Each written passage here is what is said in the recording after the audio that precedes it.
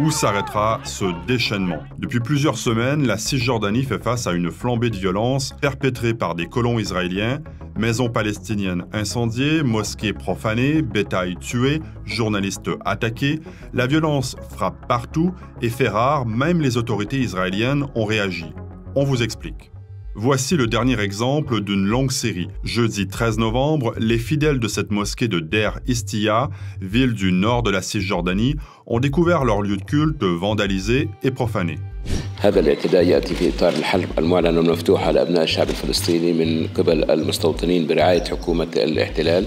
هذا الاعتداء هو مس بكرامة دور العبادة والمساجد، وهناك أيضا شعارات عنصرية تم كتابتها على جدار المسجد من الجهة الشمالية فيها إساءة لسيدنا محمد عليه الصلاة والسلام. Ces dernières semaines, les colons israéliens s'attaquent à tout ce qu'ils peuvent. Le 8 novembre, une usine laitière a été saccagée par un groupe d'hommes cagoulés. Une dizaine de personnes ont été blessées. Une semaine plus tôt, ce sont des moutons dans une ferme palestinienne qui ont été frappés à mort et on ne compte plus les voitures ou habitations incendiées. Les colons profitent aussi de la saison des olives pour harceler les cueilleurs palestiniens et s'en prendre à leurs arbres.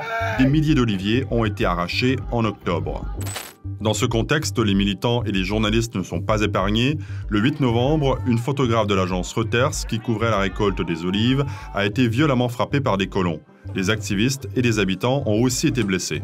Selon l'ONU, 264 attaques de colons ayant causé des victimes ou des dommages matériels ont été enregistrées en octobre. C'est le pire bilan mensuel depuis que l'organisation fait des comptes, soit depuis 2 décennies.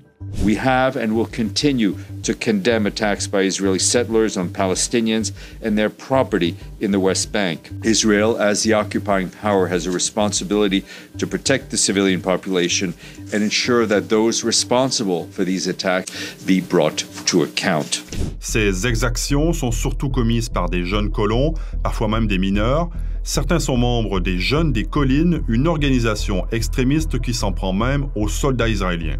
La tension est telle que le président israélien Isaac Herzog, d'ordinaire plutôt discret, s'est dit choqué.